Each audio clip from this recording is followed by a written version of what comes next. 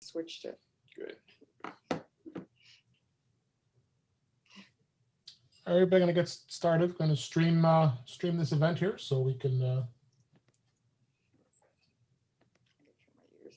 record this for later.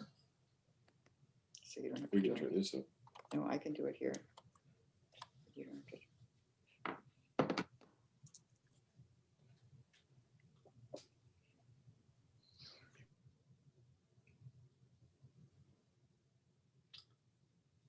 Okay, good evening, everybody. Welcome to the iPhone Special Interest Group for December 2020. Glad to see everybody here. We've got a lot of great participants already, and really happy to see that. Tonight, what I'm going to do is I'm actually going to talk a little bit about some of the announcements that actually happened this week, as well as some news that was out there, and I'm going to do a little bit of a review of the iPhone 12 Pro Max. Give my insights of what I've had. I've had it about a month now, so I'm going to give you a little bit of insights of what I think so far, and we'll see where things go here. And I'm also going to talk about the M1 Mac a little bit because you can run iOS apps on there, and some tips, and open up for lots of questions and such too. And I see Bob Fairbairn's going to be here. He actually is going to be partaking a little bit into the talk with the M1. Thank you for being here, Bob. No problem. Good evening. Good evening. Make sure I make you a co-host so you can present. Here we go, so I don't forget later. All right, so let's go ahead and get started here. I'm going to go ahead and share my screen. And let's see, what do I want to share? I'm going to share my desktop here. Start here. So why not talk about the first thing that the big thing that was announced today? This is the Apple announced today the AirPods Max, the magic of AirPods in a stunning over-the-ear design. So I had been reading a lot of this stuff that it just got announced today, so it's still pretty fresh in many of our minds. They've added the high fidelity audio, adaptive equalization, active noise cancellation, and spatial audio. Pretty incredible design here. I was pretty impressed to see what Apple did with this, with the innovations that they've added to bring the magic of the AirPods over the ear. Of course, when the AirPods work, the mine aren't working right now, so I have to wear these other headphones here. But so very popular headphones the AirPods were, so they decided to bring the design here with over the ear. Now, the speaker, the pricing in itself, I think is probably going to be a little steep for most folks. Now, Bob, I'd like to hear your thoughts on this. I don't know, it's, like I said, it's only been a few hours since we've known about it, and you being the audiophile you are, and what you think Apple did with this. I'm bummed, Dave. Did you buy them? I knew you would. No, the blue ones are 14 to 15 weeks out. I'm bummed. Oh, okay. So no, I didn't order them yet. Okay. Actually, it's fascinating. I don't know that I need them. I think most don't. It's so hard. There's different kinds of needs, right? Yeah, you can overstate needs pretty nicely. The thing that's interesting about them is they've solved a lot of the problems that I think we've had with over-the-ear headphones to a certain extent. The one thing that I like is you can do them wired or you can do them wireless. The ear cups are replaceable. There's just a lot of things that sounds like they've done a lot with. I can't wait to hear them, doing the pseudo surround stuff. That might be really fascinating. So, yeah, but I want the blue ones. An awful lot of design looking as the Apple Watch, I've noticed with the the dial and the rounding of it. And yeah, there's the dial right there, a digital crown. So they emulated the digital crown from the Apple Watch to the AirPods Max. And I know a lot of you in this room are probably going to be running out and buying a pair of these, right? But so obviously they haven't made a long run of them, and I would venture to say that there's still people crazy enough to spend lots of money on Apple products, and they decided to jump in on this. So pretty impressive. Well, I think that they've had, good luck with the Beats brand. They still sell a lot of Beats stuff. Yep. I think that this is a natural progression for them. So it's got the exact all the noise control, noise cancellation. It's got the transparency mode. It's got a lot of the things that you expect from the AirPods Pro. But like you said, price tag is a little steep, $549. and they don't work. They don't work with all that stuff off. Basically, they have to have power. So, Right. So that they don't work with, if they're not powered, they don't work. It's not like a passive headphone with add-on noise correction and stuff like Right. that. So then the other interesting thing is they don't have the M1 chip isn't included in these headsets. So so it's definitely something that they made some changes to with that. So yeah.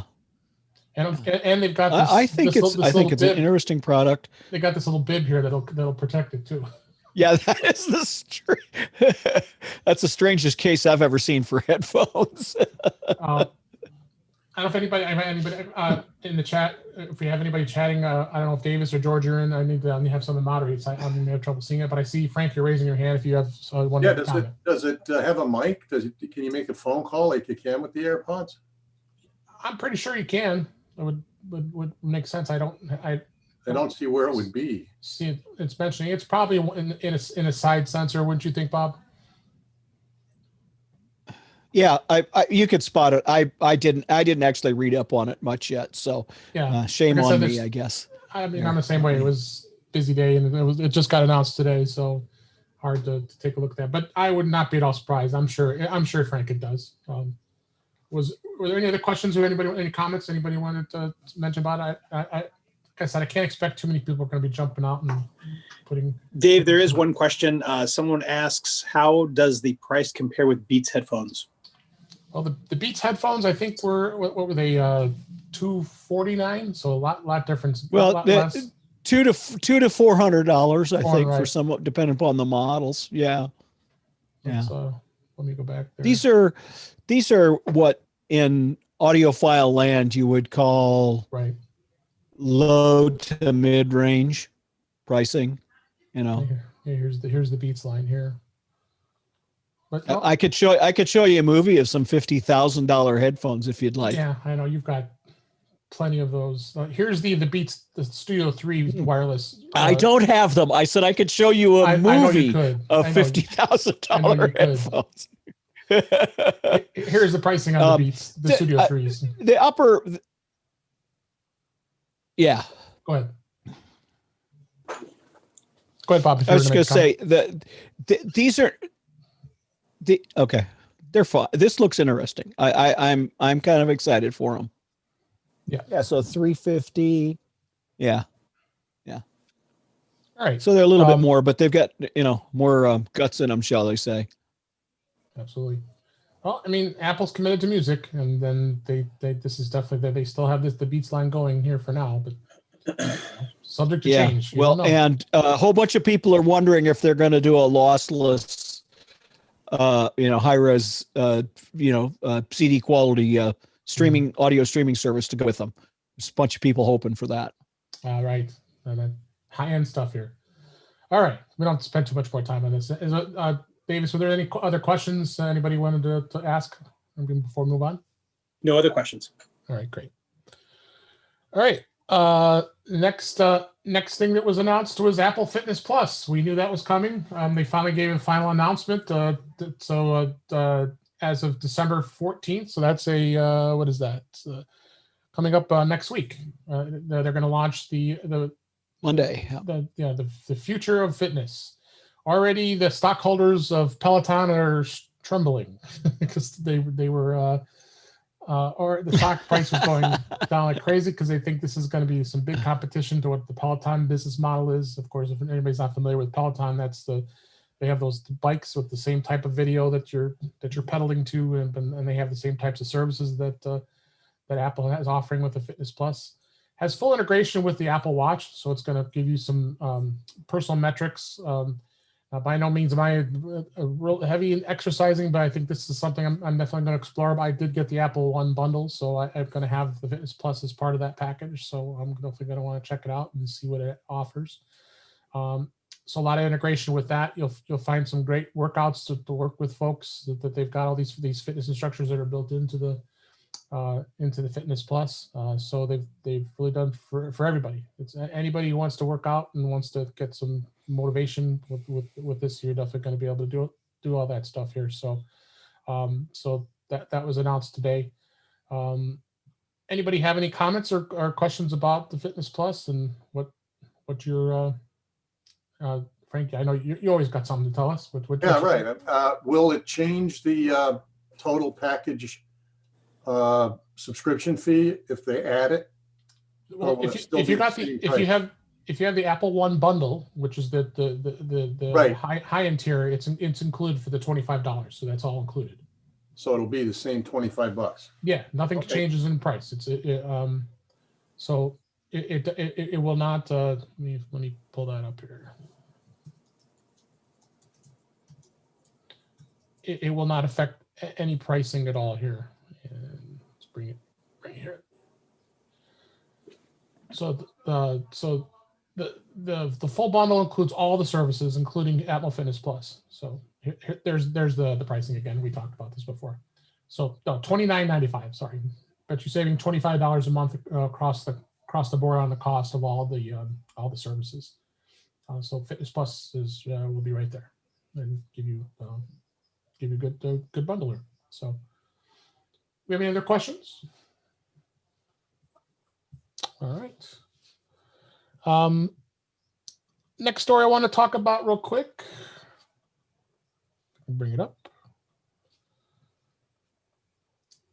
Apple confirmed family sharing is now is for in-app purchases and subscriptions is now available. So what you really can do now, and this was kind of a secret. Apple quietly yesterday expanded the family sharing app store functionality. So if you add a new app store toggle that allows family members to share your subscriptions, you'll be able to actually take advantage of them. So if you have a subscription to, let's say, I use Pocket Casts. That's a good one example, or Overcast, one of the podcasting apps. You're going to be able to share that with your family members that are part of your family plan. And in fact, we were just talking about that bundle. You're going to be able to not only are you sharing your iCloud storage and your Apple Music and all the other services, that's all part of that family plan as well. So this was a new thing where it wasn't very easy to share subscriptions before, but now you're going to be able to. They allow that, and Apple did officially announce that. This was actually last week. So good stuff here. And Dave, just let me, if anybody has any questions as I go here, I'll go ahead and move on. Yep, I'm watching. Thank you. Apple also is launching a repair program for the iPhone 11. There was some iPhone 11s out there that were having some display issues with the touch. It was reported. It's a small percentage, of course, they're saying, and it's just the iPhone 11, not the 11 Pro or 11 Pro Max. So this is last year's model. And they will issue, they said the issue is related to a failure in the display module. It needs to be replaced in order for it to be working properly. And the replacement program is exclusive to just the iPhone 11, like it says, and not the 11 Pro or 11 Pro Max. So you can go to the support website and be able to look up your serial number and they'll tell you right away if it's eligible for the replacement program. And they'll have to go into the Apple Store. You have to go to an Apple authorized service provider to get the service done in order to take care of that. Again, it's a small amount of folks that are affected by this. So no worries as far as that goes. One second here. I forgot to launch this.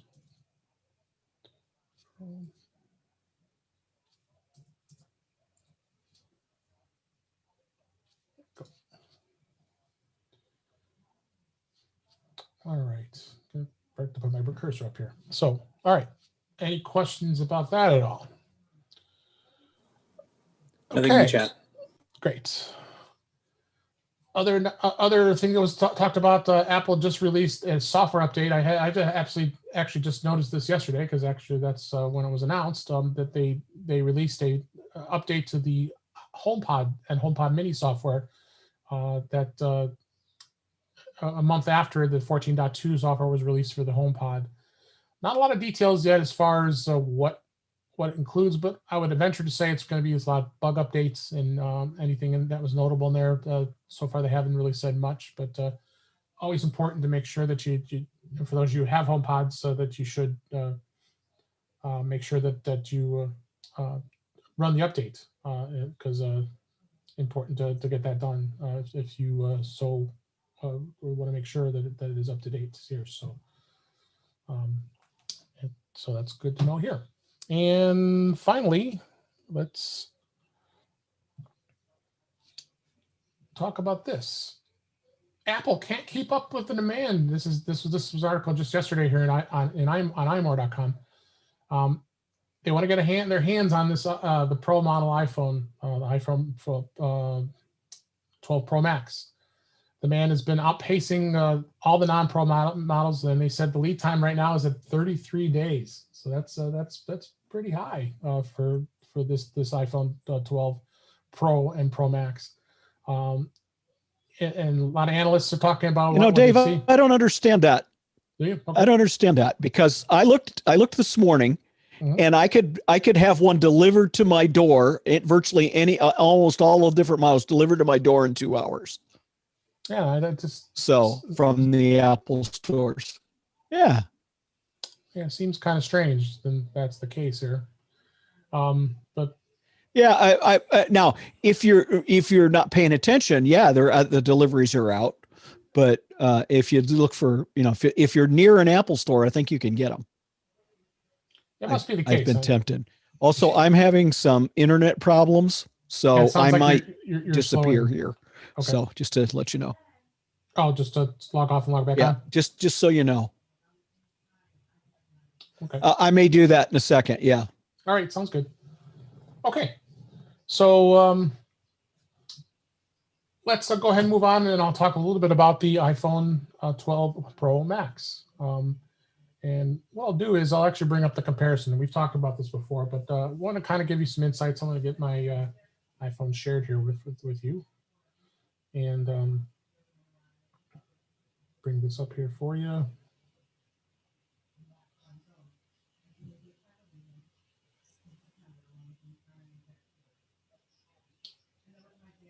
There we go. So the 12 Pro Max, yes. So I've had the 12 Pro Max for about a month now, and I must say I'm very impressed of its performance. I think I have a good feeling with it. I like how it feels compared to what I had the 11 Pro Max. It feels smaller, but it really isn't. It's got the bigger screen, 6.7-inch screen.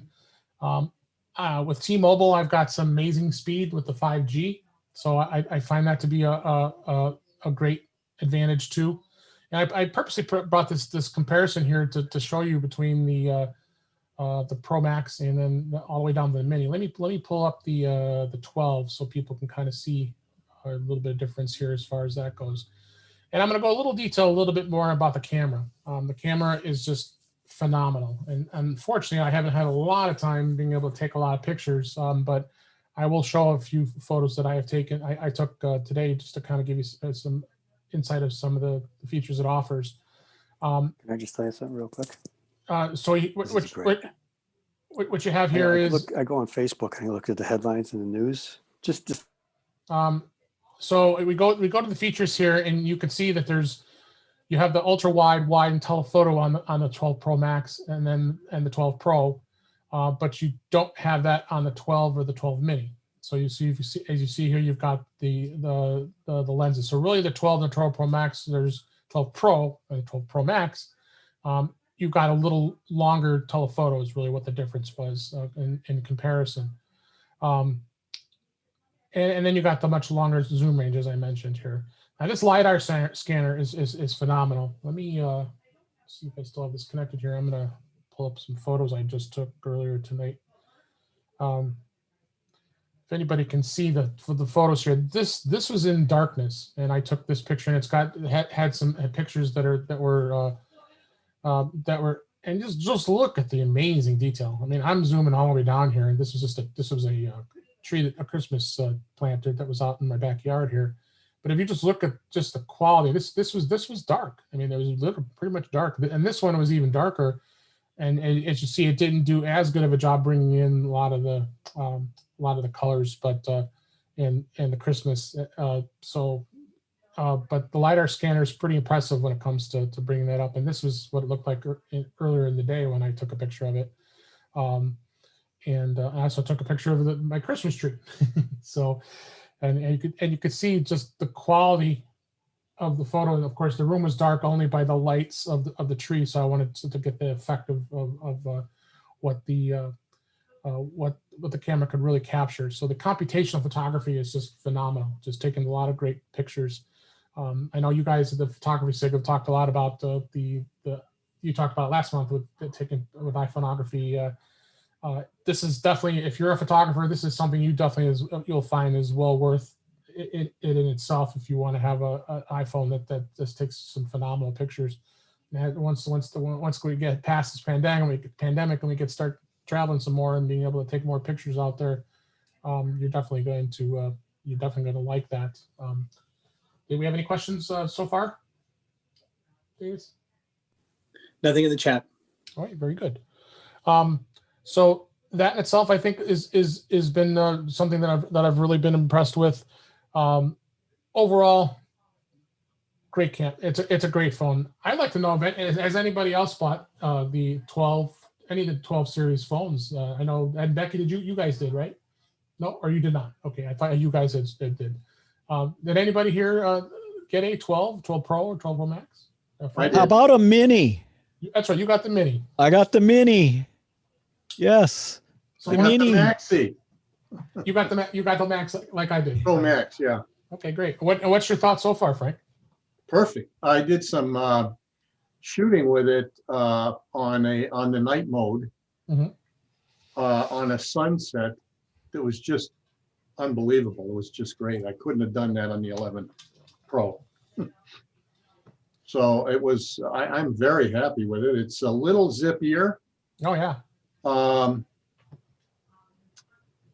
And I do think that the touch part of it is, I'm not sure about it, because sometimes I'm touching and it's not responding. And then I touched it the 8th time for some reason, it responds. And then it goes, and then it's perfect. And then a little touch problem. I don't know if that's, like, don't clean the screen or something. I don't know what that is. Yeah. So Dave, I have a 17-second hint, 16-second hint for all of the new iPhone users, if you'd let me share. Absolutely. Okay, go ahead, share. Yeah, you have to let me again because I dropped out. Oh, you dropped out. Okay. Yeah. And then Dave, we do have a couple of questions in the chat. Okay. Why don't we do that? When we answer those, I'll make a call. Yeah, answer the questions first. Let me answer your questions here. Go ahead. Okay. Well, Tom, I don't know if you want to undo your microphone, but John, you unmute and tell us, ask your question, Tom. And then Nancy after that. Oh, I was just saying that I have the 12 Pro Max too, and I really like it. It's the screen is bigger somehow, and the phone doesn't seem to be any bigger at all. It's just amazing. Yeah, I had the 11 Pro Max and the 12 Pro Max next to each other, and other than it's slightly taller, 11. I mean, it's actually a bigger screen, so it's I've been very pleased with it. Very pleased with it. I think it's one of the best ones. Yeah. Clear. Thanks, Tom. And Nancy, you had a question? Yeah, the question was, how is it doing on video? Video is phenomenal. I haven't done a lot of video, but at 60 frames a second, it's pretty amazing. I mean, I haven't done a ton of video on it. I know, Frank, if you've done any video yet. I haven't really had a chance to do anything with it. Just the frames per second different on slow motion. Yeah. So go ahead. Does it have a slow-mo? Oh, yes. setting? Oh, yeah. And the frames per second on that are different? Way different. Yeah, way different. Much better? I mean, it'll play at the same 60 frames, but you've got to shoot like 120 and I think 240, right? Does it go up? On HD, yeah, I think it's 240. On HD, yeah. So it does both. Yeah. And the LiDAR, you were showing the 12 Pro versus the 12 Pro Max. Does the 12 Pro have the LiDAR? Yes. The 12 Pro does not have the LiDAR. Here's the 12 Pro does. I'm sorry, the Pro. Yes. The Pros have LiDAR. The and Pros the have Pros LiDAR. There you go. and the Pros will do the new RAW when it's released. Yeah, 14. And in fact, I forgot to mention that 14. Yeah, 14.3 hit today. 3 hit as a release candidate, but in all intents and purposes, this week it's going to get released. But yes, both the Pro and Pro Max have the LiDAR, whereas the 12 and 12 Mini do not. Okay. Thank you. You're welcome. Do we have any other questions? All right, Bob, go ahead and if you want to show that video. And how many of you folks that have them have gotten your little gadget? Good. Your little gadget, right? Glad you brought that up. Okay. Now, did you see my fix? My repair for the gadget? There you go. Yeah, you're losing it with your thing. So this is the MagSafe charger. Okay.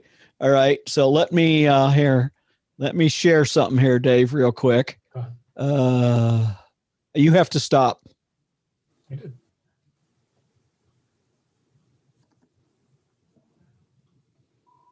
I stopped. Okay. All right. Come on. Share. It's thinking. Yeah. It requires that I operate my computer. There we go. Okay. 17 seconds of fame here, folks. Oh, we can go watch this anytime too. Yes. Oh,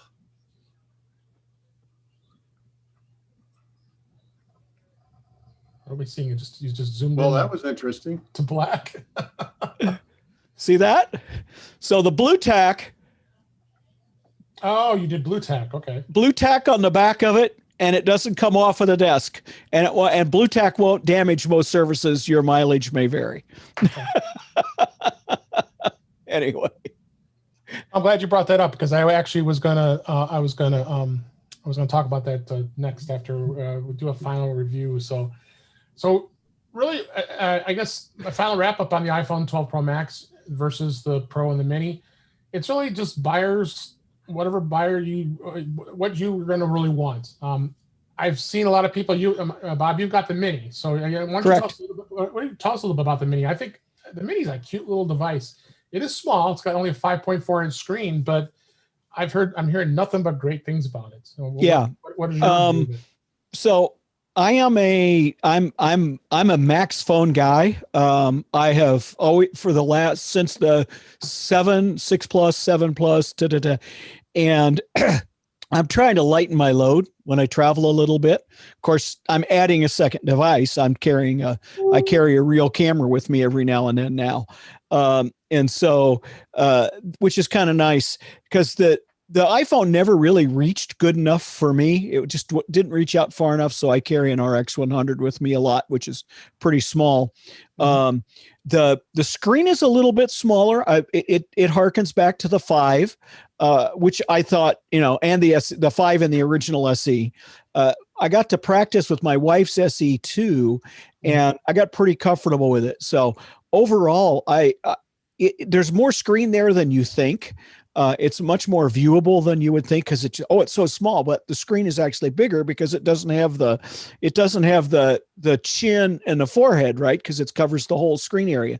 Right. The only thing I fuss about a little bit, and you're not gonna be able to see this on video, but the bottom of the case, the bottom of the MagSafe case has a little lip all the way around across the bottom, and it makes it hard to swipe up from the bottom to unlock. So when you're okay, so you can see this. You can see. Let me get it where there's some light where you might be able to see it a little better. See how that case comes around the edge? It feels weird to swipe up. Okay, and that's the only thing that I find unusual. I'm so used to my 11 Pros upstairs where it's got the gap in the regular case. There's a gap down here, and it makes it easy to slide your finger up. But if you look at just camera's not going to focus on it unless I get it here. Pictures are, it's just as fast, no issues whatsoever. It doesn't have all the features as the big ones, but the size is phenomenal. It's absolutely people phenomenal. are really happy with that. Yeah. That small size. Renee Ritchie and is it Lori? I think it's Lori Gill, who now works for Apple. Did a little thing, and she's been waiting for this for a long time. A couple other people, Jonathan Morrison, are liking them a lot. I keep looking at the Pro Maxes and keep looking, and I'm going, nope. Stay where you're at. Stay where you're at. Resist. Yeah. So this is, it's not the cheap phone. Okay. It's got everything except for the fancy, the heavier cameras that the pros have got. Right. And I think that's good enough. I miss having the 2X or 2.5X telephoto because I've had that for so long. So that's the only thing I feel about it. And then I'm changing the way I'm doing computing a little bit, which we're going to talk about here. I'm using iPads a lot less because of the new M1 MacBook Air. So it's just because of the way it works. So I don't know. It's fascinating to watch myself shift a little bit. We'll see where it ends up in the long run. Right. Frank?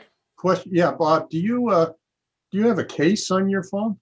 Yeah, it's the MagSafe. It's the MagSafe case. Well, without the case, the thing doesn't have a lip, does it? Well, no, but it's with the case. That's the point. Oh, okay. The MagSafe case has a lip.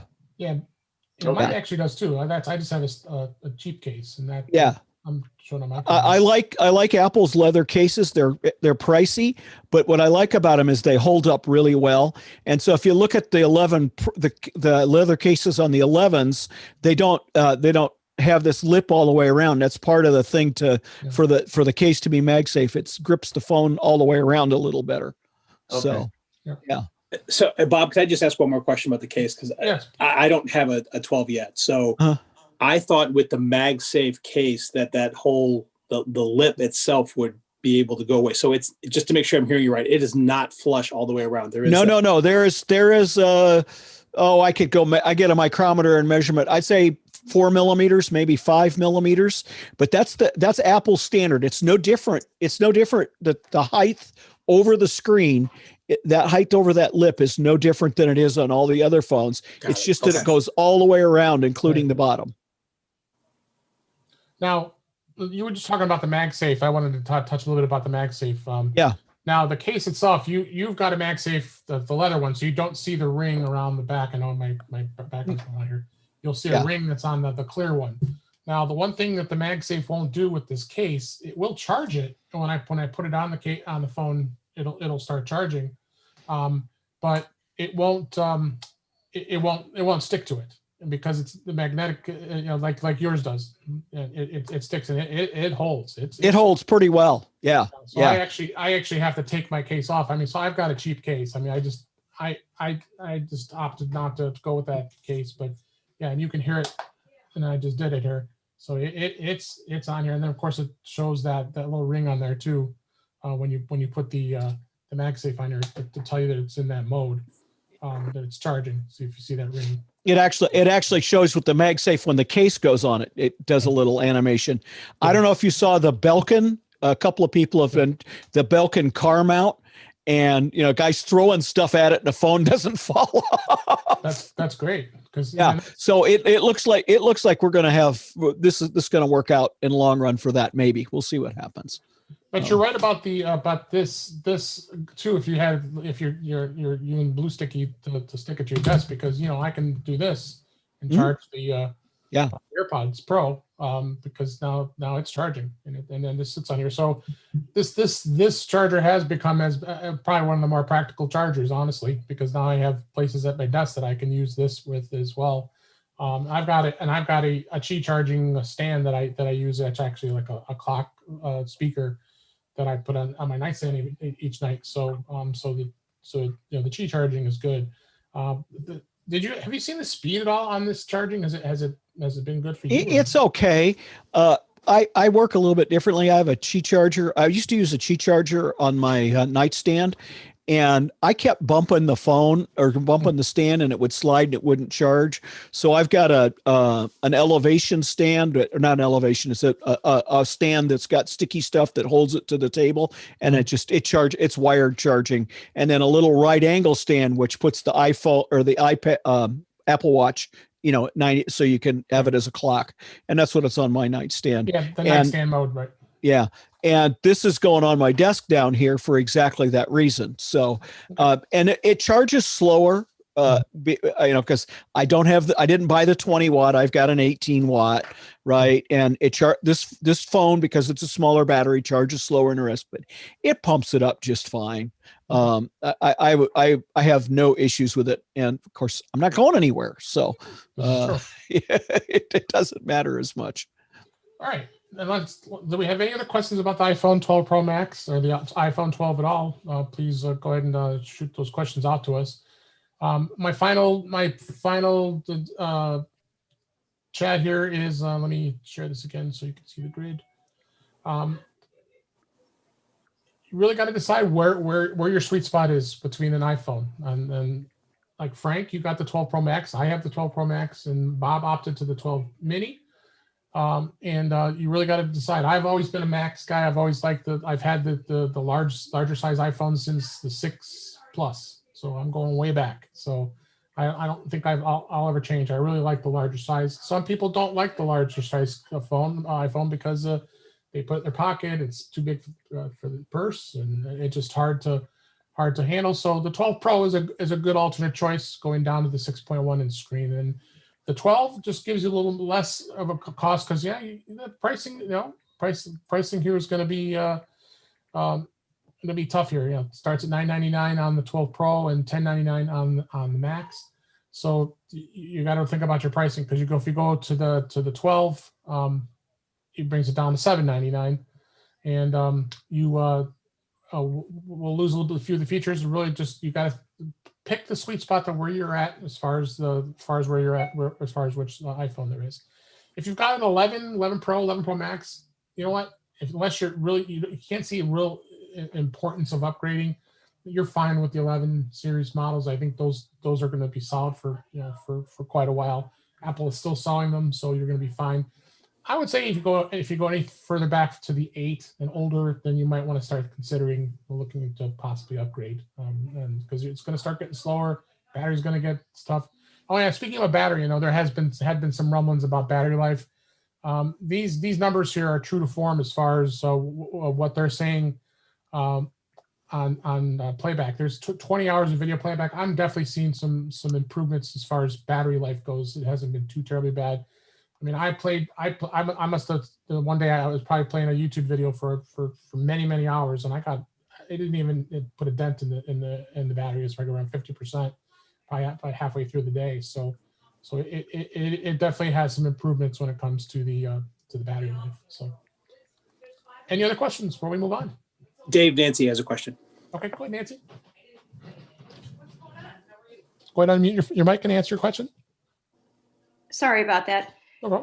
Have I seen some issues though with the 12, that Apple has got some horrible mistake that they've made with the 12? You mean the 12 or the 12 Pro? I'm sorry. All I know is that I heard it was the 12. It was an article in Forbes. Yeah, sometimes I kind of question some of the things that Forbes says, because do yourself a favor and just don't open Forbes anymore. Yeah, I mean, it's all sensationalistic. They tend to. I mean, I'll be honest with you. I mean, they had some. I think there was some isolated stuff with touchscreens and things like that I had heard, but nothing out in the wild. Not like that 11 issue that I just talked about earlier. That I wouldn't be overly too concerned about what they're saying. So yeah, I mean. The 12 is a solid iPhone. I mean, are you? Which phone do you currently have, Nancy? Oh. Which iPhone do you currently have, Nancy? I have the SE2. Oh, okay. So that's a good phone. Oh yeah, no, I'm very happy with it. Yeah. I think it was the touchscreen issue that that they were talking about. Yeah. It was isolated. I didn't hear anything. So, but Frank, Okay, did you good. something you wanted to add? Not to the phone problem thing, but Okay. when you were referring before to the amount and measuring the amount, I would try to remind the people about the iUp program, Oh which yeah. leases Sure. the phone, and then you'd be surprised how much you can afford a month versus dumping $1,000 down. Mm-hmm. And at the end of every year, you have the opportunity to keep it because you fall in love with it, or because you have to have the best and the newest, like me. You just trade it in no matter what. I can tolerate any problems for a year. Yeah, no. Thanks for bringing that up, Frank. This is the iPhone upgrade program. I've been part of it probably since, probably when the 10 came out. So I've been doing it every year since. So basically, what this is you basically get the opportunities to have an iPhone new every year. So you pay 12 payments and after the 12 payments, you just trade the phone in, which I just did with my 11. Ship it back to them. They close out the loan, then you start a new loan. And you don't need 12 payments. You can pay ahead. When the new one comes out, Yep. You're eligible. You're eligible, but you do have to pay up to the 12 payments. At least that's what I've had. That's what my experience was. So if I was at the 11th payment and then the new iPhone came out, I had to pay the 12th payment before I could trade it in. You still have to make a payment. Oh, okay. I didn't know that. Yeah. And then of course, go ahead. One note, you have to have your credit unlocked if you haven't done this. If you're smart and have your credit locked, you'll get rejected. Yeah. So you have to unlock your credit to do it because it will do a credit check. Citizens One Bank is who they use for this program. So they I know love me because I've been doing it for the last 5 or 6 years. So, and it does when you buy it through Apple. What the great thing about buying through Apple is the fact that the phone is unlocked, even though you declare which carrier you're using, whether it be AT&T, T-Mobile, or Verizon. Sprint's part of T-Mobile now. It works with your carrier, and you just buy through Apple, and they don't mess around with it. So, so that's the good thing about it. But the good thing is the iPhone is unlocked. So let's say you decide, I've had Verizon for 6 months, and I'm tired of Verizon. I want to move to T-Mobile. Well, you could do that. You could switch carriers in the middle of it all, and there's no questions because the phone is unlocked. So you definitely could switch if you so choose, and that's what I like about that. I always didn't like the fact that you had to be locked down to your carrier if you so choose. I'm a very happy T-Mobile customer, so I've been very happy with what they've been providing me. So, but the payments aren't too terribly bad. It's like here's the breakdown. So the Pro Max, $58 a month is what you pay for a $256, and then the prices drop down from there. And these are the payments on this. So. The iPhone is free with a new sign up with T-Mobile. Yes, yeah. If they've been offering, I believe 12. I don't know if it was the 12 Pro or if it was a 12. I think it's TV ad I saw was 12. 12, yeah. So the 12. I don't know if they're offering both. This down here, yeah. So that's another thing too. You can look at the carriers, see if you're a new customer to that particular carrier, you might be able to find a much better deal. Like you get, like you said, the phone. When they say free, though, they say it's locked for 2 years. It's a 2-year monthly credit. So even the phone is free, you're locked to the carrier and you can't leave. So that in that case, that iPhone will be locked to them. So, and as I said, it's Citizens One Bank, and they've been fine. What I've been working, and you just check your eligibility. It's almost immediate when you go through and run through this. So. No, thanks for bringing it up, Frank. It's always something we always should talk about that because knowing what the iPhone upgrade program does through Apple. So, all right, let's go ahead and move on. Bob, I want to take advantage of the fact that you have a M1 Mac. And the reason why we're going to talk about Mac here is the fact that I've been intrigued and wanted to understand a little bit about the ability of being able to, and why would you want to run iOS apps on your M1 Silicon Mac? And I wanted you to, if you could share your screen and show us a little bit of if you've been trying anything. And then we also talk a little bit about how you get these apps on your Mac whether it be through Sure. the apps, whether it be through the App Store or through other methods. Oh, other methods. We don't do other methods, Dave. I know there's You kind of a can, fine line. you can. There's a fine It's- line. We can talk. We'll talk about it. We'll talk about that. We'll see if we have time to talk about that. Yeah, we let's should. We should have time. Okay. All right. Let me, I'm cleaning up screens here so that everything's fine. And let's bring, all right. So let's share the smaller screen instead of the big one. Let me answer Ed Beffy's question real quick. Sure.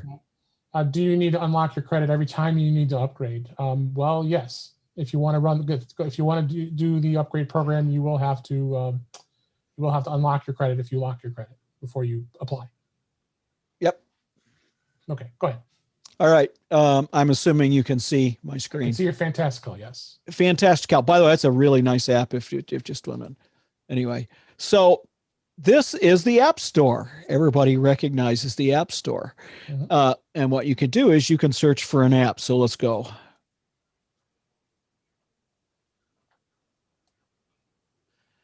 And you can search for photography. And so here's a whole bunch of photography apps. And notice I do not have the fancy highlight software installed right now. So notice right here, when I search for the apps, it says Mac apps. And if I click over Look here, at that. I didn't know that. iPhone apps. All right. And iPhone and iPad apps. And this is just, there's a whole bunch of them that work. You have to be careful about photography apps. Some of them might get a little racy, but if it's on the App Store, it should be safe. Anyway, there's all kinds of photography ones, but there's a problem with wanting to run stuff. So one of the first ones I wanted to do is I was looking at what Twitter apps are out there, and so hell, there's Twitter. Well, wait, maybe I only want the Twitter iPhone app. Oh, let's get that. Oops. All of the good apps all the good Twitter apps don't have the iPhone ability to get the iPhone one onto your Mac. So it's kind of sad. There's a bunch of them like that. Which Majiggy, Apple's been pushing HBO Max. And I think it's one of the worst examples. So let's go to this, and here we go. And I'm going to download. Yeah, I'd like to see what an app actually looks like on an M1. Well, that's what I was going to show you, because I actually have a couple I use fairly regularly. And so that one's side, and I'm not going to open that one. So that's how you get them. You go out here and search, and you can, when you're searching for apps, you can either select Mac apps or iPhone apps. Okay. And you can, there's a bunch of different other things we can do with that, but we'll minimize that and we'll look at it. So I want to show you one of the apps that might be familiar to a few of you. So this is the iPad Discourse Hub app. Okay. So this is the iPad app, and it works pretty much like you would expect it to. So I click into it. Here's the new topics. Here's latest. So it works pretty much like everything else you want. Everything else you want to do. Where's my other post? I put 2 up. So here's my MagSafe charger fix. I thought I put 2 up. I have something else to share. We'll do that in a minute. So you can see that this works basically perfectly fine on M1 Mac. It works like you would expect it to. You can't touch the screen, of course, and the performance is great.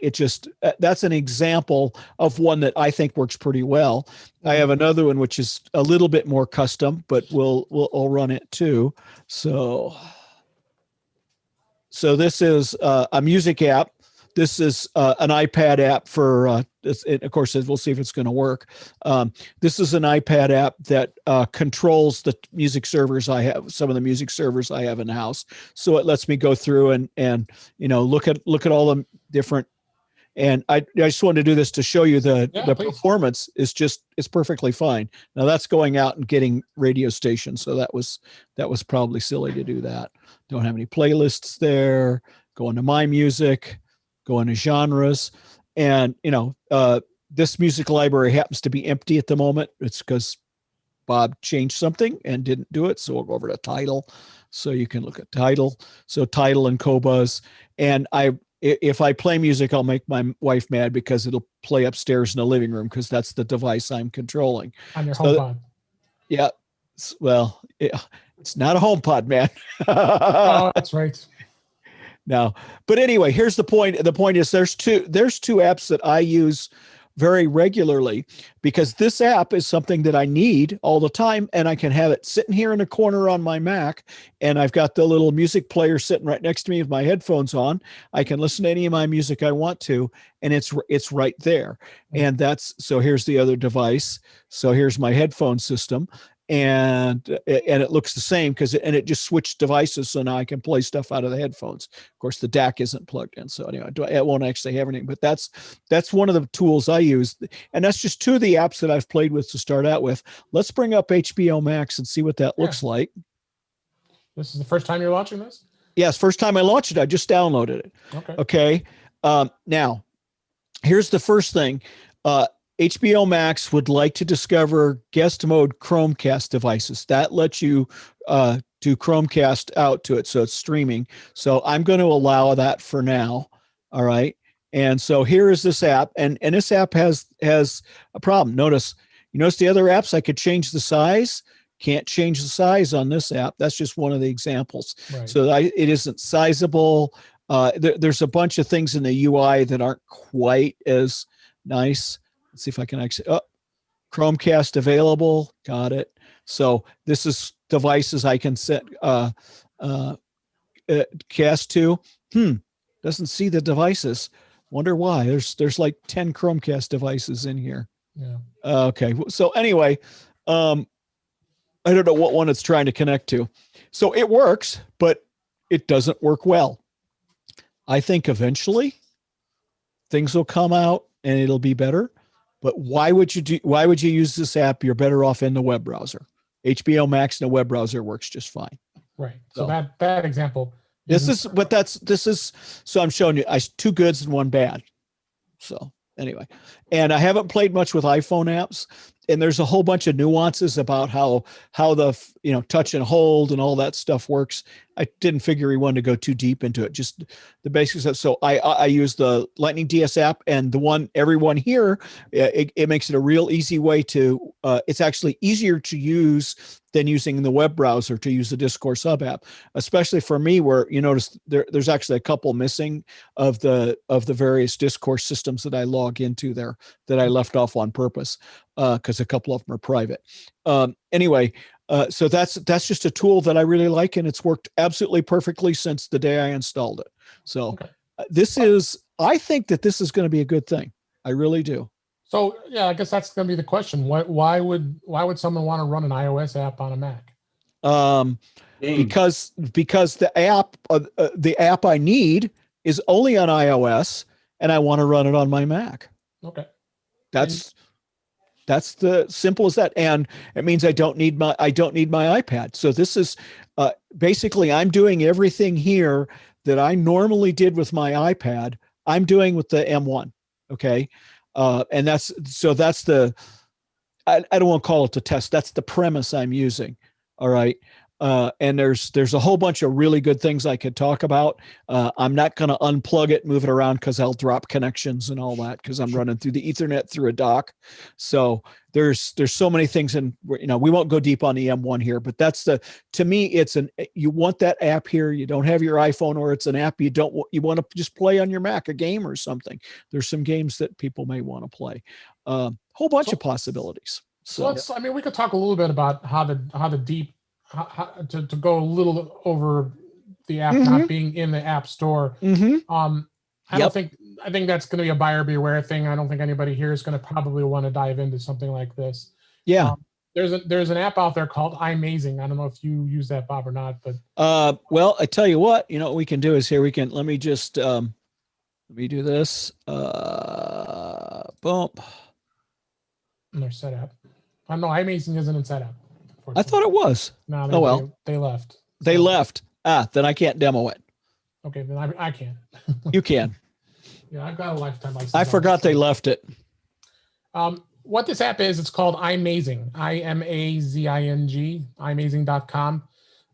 And let me go ahead and share my screen here so I can show. I'll actually just bring it up. We can just bring up the website. That'd probably be the easiest way to do it.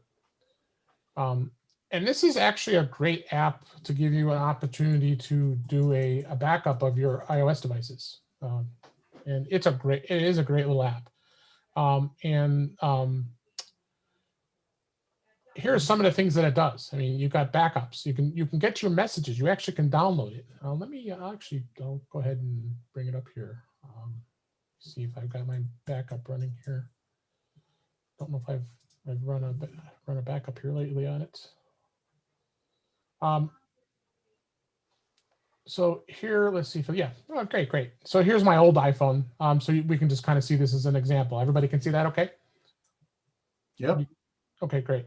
So this basically breaks it down. So when you do a backup, so like here's this actually can back up over wireless if you want to, or it can be wired. You plug it in. It's probably better that you plug it into a wired connection here. Let me move this over here. So here are some of the quick things you can do. You can do a quick transfer. A lot of the great things are like let's say your messages. You want to be able to get your messages and be able to back them up and have actual backups of them. You could do that, and you could actually go through and you can restore a backup from here and restore your iPhone to another to a previous setting. If you want to transfer stuff from another device, if you want to be able to manage the apps, you can do that, or you can even export all the data. That's what's great about this. So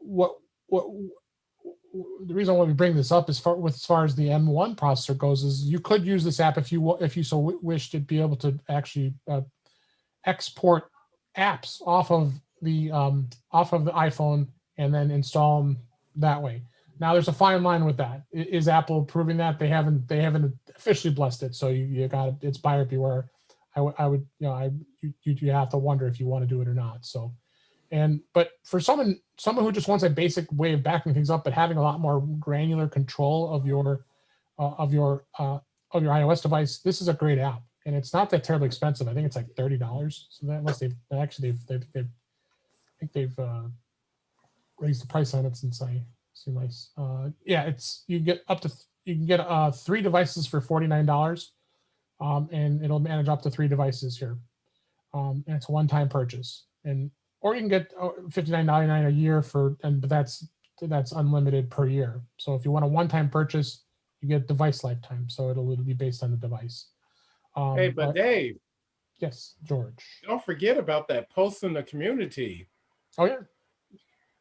And for those of you who are actually in the community, there was actually a post where Macworld actually had a discount and you could get 2 licenses lifetime for $20. And then somebody actually gave a 15% off code, and using that code brought the price down for 2 devices to $17. I'm not sure if it's still available, but it's actually in the community there. Here it is. This the one you're talking about? Yep. Yep, that one. Mm-hmm. And there's another code down there too. Yep, yeah, Richard. This is great about our community here. That you can find this stuff for a great price. I don't know if this deal's still good. Let's see. No, still available. Yeah, this is still actually available. Yes, this is still available. This is through Macworld shop. This is Stack Commerce. You see these with a lot of these publishers that use this stuff. So yeah, you get 2 devices for $20, and then plus use that code, you can use it even cheaper than that. So, so as I said, iMazing is not something that everybody's going to probably want, but I think it's a great app to being able to back up all your devices and take care of that. I'm not going to get too much deeper as far as what those exporting those apps and being able to install them. That's probably more of the geeky way of doing things, like Bob and I said. So it's probably not something you're going to probably want to do. So, David, do we have any questions? No, sir. All right, great. Although Bob did post a great iPhone stand, which I'm going to check out in a minute. Where did he post it? In the chat. Oh, in the chat. All right. What? Oh, he's got a link. Okay. Elevation lamp. Oh, is that his video? Oh, the stand. Yes, yes, yes, yes. All right, let me show this. There's so many stands. I can't keep up. All right, here we go. This stand you're talking about, Bob? We can't hear you. You're muted. That's not the right microphone. Yeah, we're not hearing you, Mike, Bob. CHRISTMAS. Presents. Oh, Christmas. Shh. This is actually a pretty good deal here. Go stand. Yeah, take a look at it. I'm fascinated. I have a couple of other things, but Oh, look at that for the iPhone. isn't this it's cool. You might have sold me on this.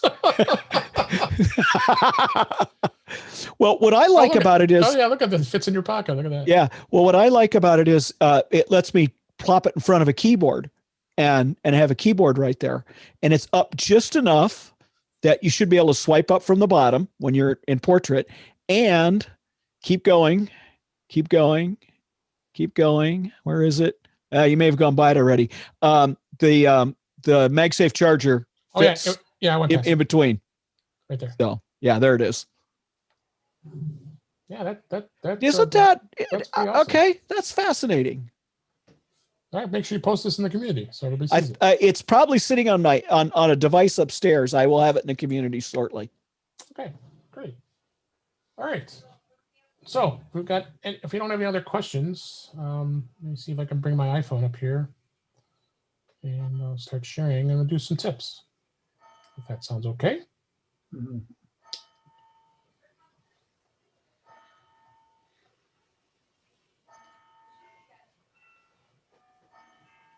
Can everybody see my iPhone okay? Yep. Awesome. Yes, sir. Awesome. All right. I really like the control center. Probably control center is one of the fun places to go here. And of course, I'm doing this on a 10R here. So to get to the control center, you swipe from the top right down to the left here. Now, a couple of cool things I like as far as access, accessing Wi-Fi and accessing Bluetooth. If you knew this, you actually can tap and hold the Wi-Fi button here. And that's this lost it here. That's this button here. You actually can tap and hold it to get to the Wi-Fi settings and being able to turn Wi-Fi on or off, turn the cellular data on or off here, and you have full granular control right by bringing up that menu. Same thing with Bluetooth. If you want to tap Bluetooth, you can tap Bluetooth and it'll bring the Bluetooth settings up here and being able to give you access. Turning things off here, you get full control. So if I had any Bluetooth devices that were showing in here right now, you would see them and that would be all listed of your Bluetooth devices instead of having to, what you had to do before. You'd have to go into settings and go to Bluetooth to get to it. So, I find that to be a kind of a cool way to do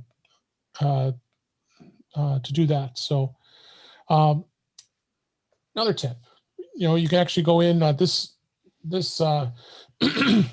iPhone doesn't have, let me go into the settings here. We're going to actually go into settings and we're going to go into Face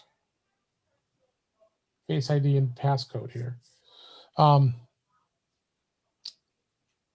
you actually can go in here and actually set up Face ID here. Everybody's going to see my face here. You can go in and get started. You actually can add 2 Face IDs if you want to.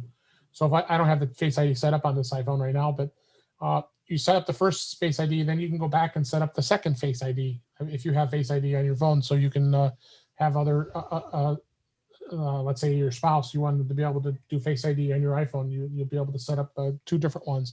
Some people have done it where they've actually done a picture of half a mask. So they put the mask halfway and then do the Face ID that way just to get it to recognize the face mask. So, but of course you probably have to wear the same face mask all the time, but I've seen people do that. So,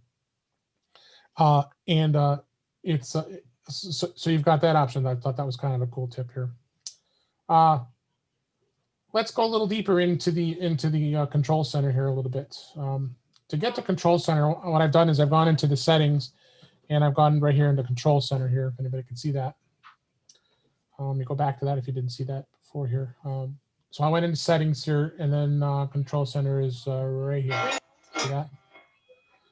So if you go into control center here, now a lot of the stock items are already in here. These are included controls that are already here. And you can actually tap the bread box here, and if you want to reorder the way they are appear, you can actually drag and drop these if you want to and move them around, which is kind of cool. Now they've got, do we have a question? No. Oh, all right. So you can actually go through and add some of these other controls in here if you so wish.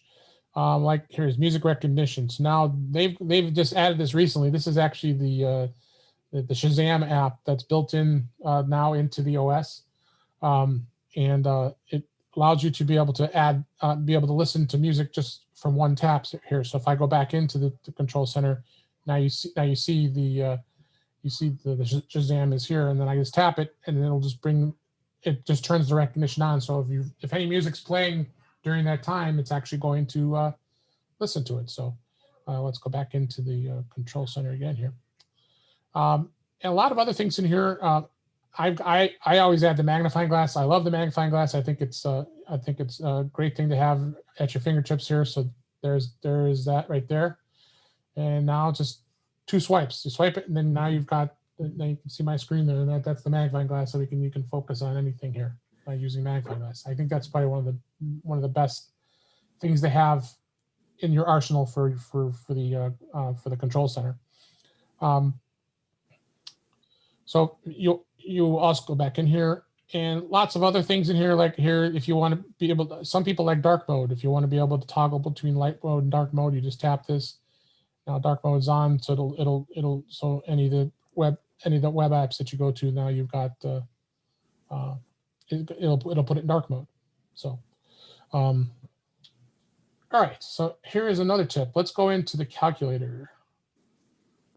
Did you know if you swipe across here on the top of the bar, you actually can erase the number? And then that's what I've been doing. I'm just using my finger across here to just swipe across, and that erases it. People probably have known that tip before, but that's kind of thing. Good reminder if anybody doesn't know what that is. Hey, Dave. Yeah. You also, if you press and hold the number, you can copy it. Yes, if you tap and hold there, there's copy right there. Yep. Tap copy, and then you can copy that number into anything and paste it into anything you want to. So,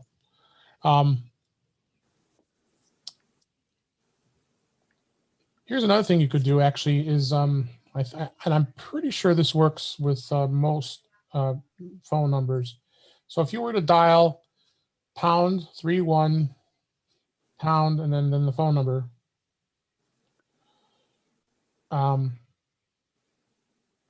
and hit send, that's going to hide your number. So if you don't want people to see your phone number when you're making a phone call, you just dial that #31# and the phone number, and that will actually hide the number.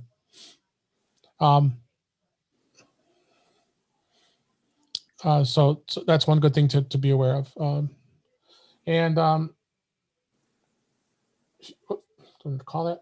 And the other thing too is if you tap the green button here, it'll remember the last number that you called. If you tap the dial number, it'll bring it up, and it'll of course remember the last number that you called here. So, so that's a couple tips I had here.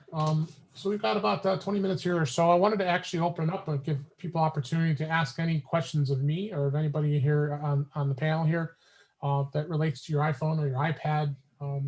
I'd like to hear some of your thoughts on what you've been experiencing using iOS. Maybe there's something that you've had a challenge with. Why don't you go ahead and if you want to shoot out some questions here and let me know. Dave? Go ahead. Dave, Yes, I had one question about, you said that the subscriptions are now part of family sharing. Mhm. So like if I had an app with a subscription on it, currently my wife signs in to her iPhone and downloads that app under my name. Mhm. So she wouldn't have to do that anymore, correct? No, because as long as her Apple ID, you're both using her Apple ID is part of your family plan, then there should be no reason, no, because that's how I've got it. I've got my account set up, so I've got. Not all the apps are doing it. But not, it all depends on the app too, right? So most these days are allowed. Most of them are allowing it, so you can go into the subscriptions. Let me see. Thank you. Subscriptions. And Dave, Ed, and Becky had a comment. Yeah, go ahead, Becky. You want to mute? We had a comment a while back, but I don't think we have a current one. Oh, okay. Sorry. I see Rich had a comment about the back tap setting accessibility. Yes. If you want to unmute and ask your question there. Rich? Actually, I didn't have a question. I just wanted to say, if you go to accessibilities touch, scroll down the bottom, it's a back tap. Right. So you can either double tap or triple tap the back of the phone to do an action, bring up your control center or home screen or whatever back there. There it is. And then you go into touch. Yep. And go to touch. And you go down, I think, the back tap. Yep, back tap right there. Yep. And then what you do is you got to be careful with this. So I've showed this tip before. Thanks. I'm glad you brought this up again. I've shown this before where you got to be careful how what you set this to. Now, one of them is the one I probably wouldn't set the double tap to is the screenshot, because you'll be triggering off screenshots all the time. I've seen that happen. So there might be some of these system settings that you do, and let me go back here so you can kind of see it. So you have two choices, and this is of course an accessibility feature. And what you basically do is you're going to double tap or triple tap the back of the phone, and it works really well. So if you go to double tap, here are some of the system features that it can do. Now, if you want to bring it, you actually can use shortcuts if you want, and that's a whole nother thing to talk about. But things like the control center, if you want to bring the control center on a double tap as opposed to swiping down, you could do that. Bring it back to the home page. Turn on the mute. That could be something you'd like.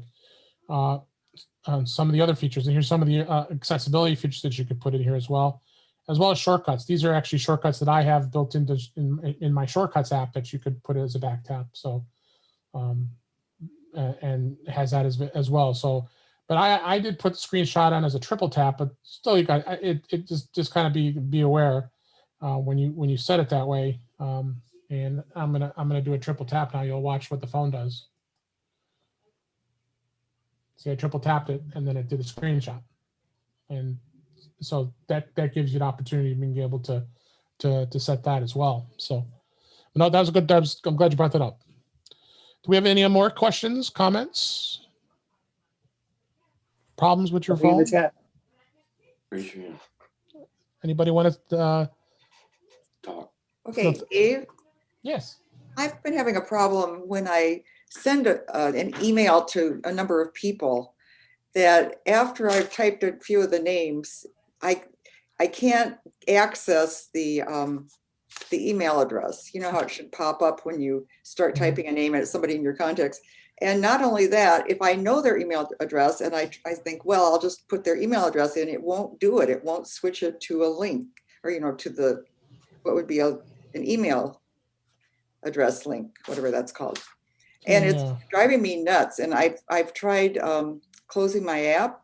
I've done that to see if that would do it, or restarting the phone. Have you ever heard of that being a problem? So when you're typing in an address, let's see. Let me pull my phone back up here. So no autocomplete form is what you're saying, Becky? Right. And the stuff that's underneath there comes up and covers the names, so that it's very annoying. It's like I try to take it. Can you show it? Can you show it to us? Can you just kind of put your phone up and let us take a look? I'll see if I can make it do that. It might be hard because they have the background. Oh yeah, turn the background off, Ed. Background off. Well, wait a minute. I'll see if I'm going to send an email. So I'm going to bring up. Yeah, go ahead. It's isn't there a switch to turn off auto remembering, Dave? In case that might be off, so it doesn't remember the new ones. So I'm typing in, like I just typed in Bob's name here. Here, look what he's doing. Okay. Do it again. Yeah.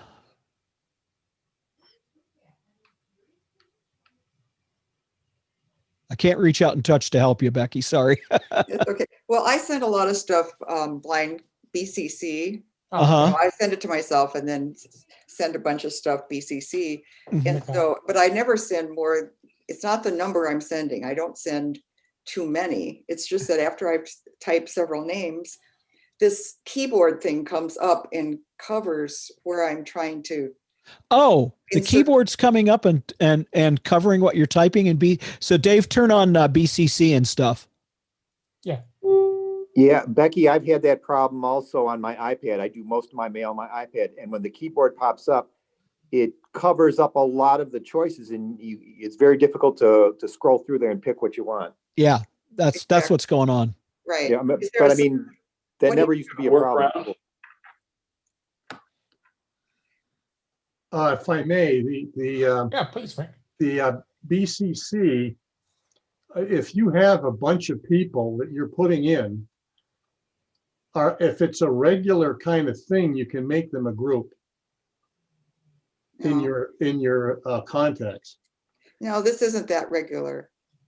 I have the problem with just one BCC. I just did this today. I copied my brother and I started typing in the BCC field, and I could barely see the one choice to pick. I mean, because the keyboard blocked almost all of it.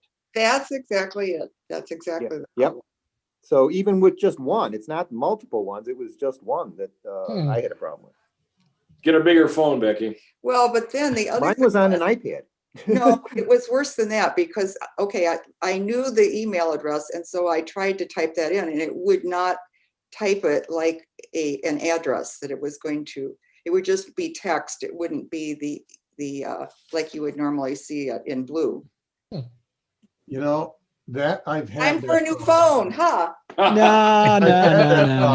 And I think what happens is, for me, when I have a group called Triple Group, and I only BCC because I don't want everybody to see everybody's email address. Okay, so the BCC is the way you can send a group and not have it show everybody's email address. So I use the Triple Group and I type in Triple Group. Now, when I start to type in Triple Group, there's 3 triple groups scattered among some other TRIs. Yeah. And when I hit one, it's just text and a return.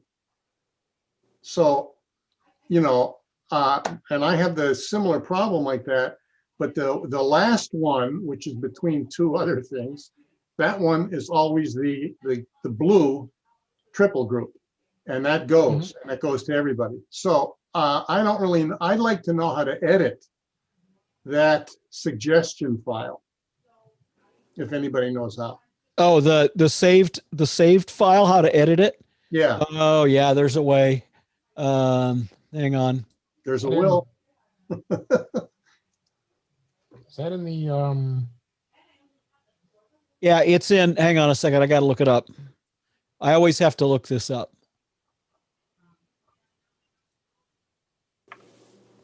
Settings, Safari, autofill, contact info, I think is where it's at. Okay, let me double check. Settings. I think that's it. Wait a minute. That's not it. That's not it. Hang on. Or is it, unless it's not passwords, is it?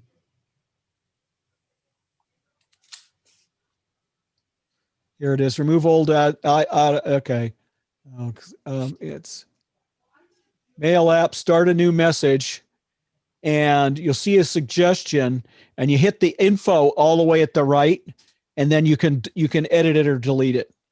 You're talking about in mail? In mail. So go into mail, start a new message. Okay. And here, I'll throw this in the chat. I forgot how to do this. So. Yeah, I did too. What's in mail, huh? Yeah, it's in mail. So you're going to go into mail and then you start typing the name of your group and it'll show there's an info box, little I. Oh, right next to it. Yeah. So start typing in a name, Dave. Now the I to the right of it, see that I, tap on the I. And now it takes you to it. You can change it. I don't want to bring people's stuff. Yeah, you don't want to do that. Anyway, that's where it is. That's how you can remove them from autofill. See there at the bottom there, remove from recent. I don't care about his email address. No. Yeah. Yeah. Who cares about that guy? I never send him any email anyway. Yeah, well, you're not going to, I'm not going to get it because I shut it off. Comcast. Yeah. So then if I could just remove, I just tap remove from recents and then it'll clear it off. But that's a separate problem. So it doesn't necessarily solve Becky's problem. Yeah. I'm confused. I'd like to bring up a Apple Music problem if anybody. Oh, absolutely. Sure. Absolutely. Please. Yeah. I mean, I use this quite a bit. I've noticed this only under iOS 14 because my phone is still at 13 and it doesn't happen there. And I'll explain what the problem. There's two problems I've noticed now. Okay. One is I've got an album that I've had for a couple of years in my library. And when I upgraded to, and I know that the album has 11 tracks, all right? When I upgraded to iOS 14, I looked at the album again. I only see 6 tracks. I don't see tracks 1, 2, and 3. It starts with 4, 5, and 6. Then it skips 7 and 8 and goes to 9 and 10. I mean, now that sounds crazy, right? Yeah. Okay, but so I have noticed when I've added albums since then, that I add a collection sometimes and it says 90 tracks. When I add it, it only says 85. So there's 5 that I can't see. Now this sounds kind of crazy, but I just bought myself an iPad mini about a week ago. Oh, cool. And I set it up. It's iOS 14. I thought, let me look on this iPad to see if which way it goes. Do I see all the tracks or not? I looked at that album. I only see 6 tracks, not all 11. On my iPhone, I see all 11. It still looks fine. So that's problem number 1. I've noticed that. Now, here's the weird part. If I let's say I start on track 6, like I said, 7 and 8 are missing. If I start on 6 and I play 6, when it gets finished with 6, it actually starts playing 7. I just can't see it. So it's sort of there, but I can't see it. I can't select it without doing that. Anyway, so that's one problem. The other one is I just played an album the other day. I played the last couple tracks of the album thinking, okay, when it gets to the end, I'll go to sleep. Well, after the last track, after about a few seconds, it started playing something else. I thought, what in God's name is this? Yeah. I looked at it. I don't even have this album in my library. It's playing something else. I don't know where it got it from. But now this has happened more than once. When it gets to the last track, it's playing something else. And this is on an iPad. It happens to me all the time. See, if you see my screen here with my lock screen, it always remembers that the last song it's played, and it drives me absolutely nuts. If it remembers any source, all of a sudden, especially when you go in your car and it connects to your Bluetooth in your car. Yeah. Are you saying this is a problem that's been there for a while? That it has, yeah. Well, how about the missing tracks? Have you seen that? Like that one you've kind of stumped me on. I don't know. I think that might be 14 because again, I don't see it on my phone, which is 13, but I've seen it on my current iPad and the brand new iPad I just bought. So, and they're both 14. But the iPhone Randy, did you buy the album through Apple? Yeah, is it your library? Is this you just have your own no, I've tracks? got a music subscription. It's just an album that I added to my library. It's their album. I'm just leasing it, right? I mean, so you have Apple Music? Yeah. Okay. Yeah. So that's where the DRMs might have changed. Yeah, there's really no DRM anymore other than you can download songs, but you can't. Well, I don't download these. I just add them to my library. I mean, I don't really download, I'm streaming it when I play it, basically. Right? I mean, yeah, this is my library here, and then these are all the playlists that I have, but it also adds all the, like. So it was an album that was purchased on Apple Music and you're playing it, right? No, I never purchased it. It's an Apple Music subscription. I have it in my library. A subscription? Yes, part of a subscription. I've added it to my library, so when I click library, I can see that album. And it had the 11 tracks initially, because I know when I added the album last year, all 11 tracks, I played the whole thing. And then when I looked at it under 14, suddenly I only see 6. And I thought, ooh, this is weird. Really What's the album? Sometimes there are licensing. But it's not just that album. I've added other albums since then, and not all the tracks show up. I mean, it doesn't happen all the time, but it's happened on a few other albums that I've added more recently. under iOS So 14. send me a mail or something with the album that's acting up, or one or two of them, and let me see if Okay. I can reproduce it here. Yeah, I'm gonna look. okay. There was one. Eagles just came out with their new Yeah, let live me at the just, forum here, and then when it first came out, there was some bug because like all these tracks weren't now they're visible. I mean, I was having a bug where it wasn't. These tracks weren't Yeah, let me, showing up. okay, let me just find this here. It's pretty simple. Where is it?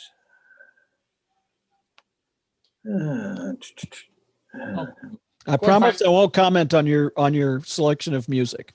And I like everything. yeah, except yeah. Oh, me? No, if Yeah. Randy. It's okay. Where is this sucker? Hey, I got all the Billboard hits from. See if I can. Yeah, look at that. Yeah. Every Billboard since you can go back to the 50s. Oh, those are fun. Yeah. So that, if anybody's out there, there's 1959. That's the entire Billboard top 100 from that year. They're all there. In the mood on his blanket. Ah. Oops, we're unmuted. Hold on. Well, if you got, Okay. Yeah. if Do you you can't want find to it yet, just? go ahead. Do you want to try this now or later? We got about a couple minutes left. Oh, okay. If anybody's interested, Yeah, I'll tell Bob. I'll tell you offline. Just send it to me offline. I'll look at it. Yeah, okay. So, with the remaining minutes we have left, I hope you enjoyed what we provided tonight with the iPhone SIG, and a lot of great stuff coming up. We've got our actual main program coming up next Saturday, and I believe I'm talking about Fitness Plus. And Davis, why don't you kind of tell everybody what we're going to be talking about next Saturday? Yeah, I am really excited about our next main meeting. We have a West Coast speaker, Jay, who is coming in. Jay, for those of you that were part of MacStock, let me just pull this up here, make sure I know what I'm talking about. For those of you that were part of virtual MacStock this year, Jay Miller, who runs Productivity and Tech, was one of his guest speakers. He has agreed to be on and speak with our group. He's going to be talking about working in modes for better productivity. We've been trying to direct some of the content towards more year-end, centric topics like better productivity and fitness and those kind of things you start thinking about at year-end, and especially getting 2020, in the books finally. I think everyone's looking forward to that.